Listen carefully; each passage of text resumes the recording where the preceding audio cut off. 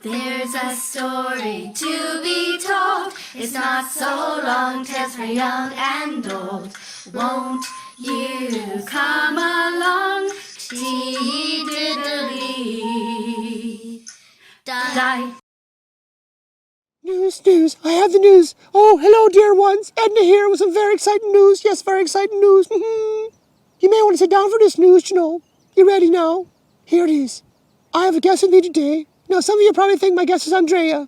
Well, she's visited me a number of times and she's an absolute dote. But no, it's not Andrea. I actually have a relative with me today. Yes, a relative. Her name is Agnus and she's from the United Kingdom. I haven't seen her in donkey's years, you know. She's quite the talker. Seems like it runs in my family. I asked her to pop over to the Abbey so she could meet some of my friends. She was delighted to come. Oh, I think I can hear her coming now. I am coming, love. Oh! Just about there. Now, be careful as you come in, dear. It's a tight spot. Maybe land a little bit back and hop on over, Kay? Splendid idea, darling. Oh, there we are. Open up now. Hello, love. Oh, well, hello, Agnus. Oh, you're looking absolutely fabulous. Fit and trim as always. Now, I hardly think I'm too trim. I could do with a less few bakies and cakes in my day, love. Well, I could do with a few less scones, you know. I just love scones with fresh creams and preserves. Blackberries make the best jam. Best jam. They are to die for. I simply hope you have a few tucked away for little old Agnus. Well, don't you worry. Edna always has a few scones this tucked away for special occasions, and you certainly are a special occasion. I've been called a lot of things, but never a special occasion. You are so adorable, Edna. Oh, go away. Now, let's get on with the business, you know. Tell me the news you have. I generally have all the latest tiddy bits to share, but I was so excited with you coming, I never took time to fly around to get to all my sources. I have more than enough, cousin. More than enough. You know Philomena, your second cousin? Oh, yes. I do. How's she getting on these days? Well, I have some concerning news. Oh, you don't say, cousin. Indeed, yes.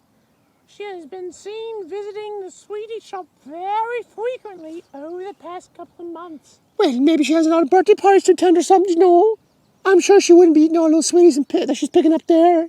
Well, I haven't received a single sweetie from her. I purpose to visit her often to see if I would get some of her sweets, and nothing of the sort is offered to me. I say this is quite concerning. Well, do you mean that the only reason you're visiting Philomena is to see if she'll give you sweeties? Well, that sounds a little selfish, doesn't it? It does seem that I was only visiting her to get something, but don't you think it's only right that she should share her sweeties with me? It isn't very nice to keep everything to yourself. Well, you're right, you know. It wouldn't be very nice at all. However, did you ask her what she was doing with all those sweeties? No, I didn't ask her. I thought that might be a bit bold of me. Well, she wasn't buying all those sweeties for herself, you know. How would you know that?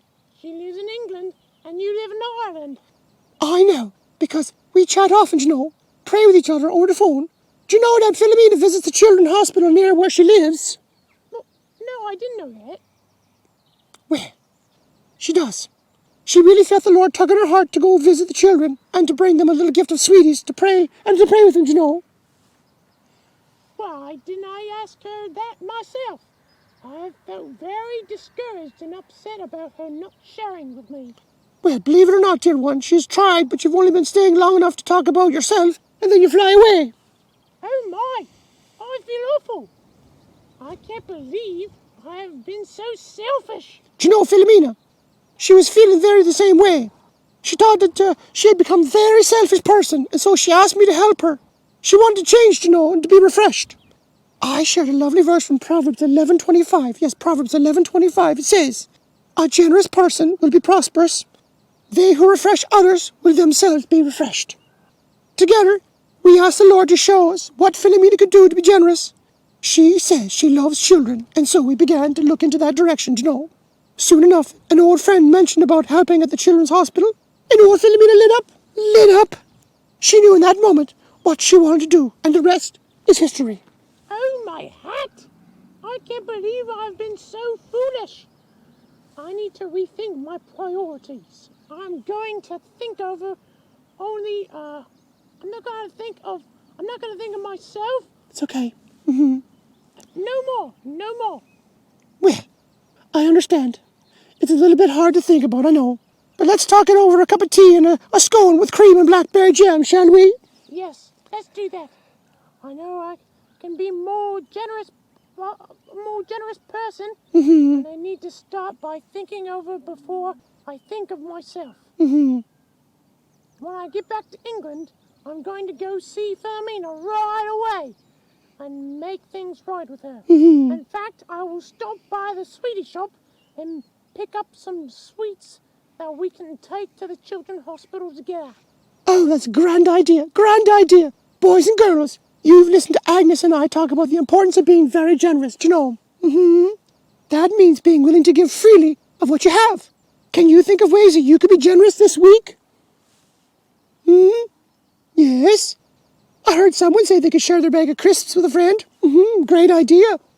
Oh, someone said they could share their toys with more with their brothers and sisters. Oh, don't those sound like wonderful ideas, Agnes? Yes, indeed, Edna. Shall we be off then? There's a rumbly in my tumbly. Well, indeed. Boys and girls, I'm so thankful that you had to get a chance to get to meet Agnes. All the best with your week. We'll be talking again soon. Tilly-dee, tilly-doo. Bye-bye. Bye-bye. There's a story to be told. It's not so long, tales for young and old. Won't you come along? Tee-diddly-die, tee-diddly-die, tee-diddly-die.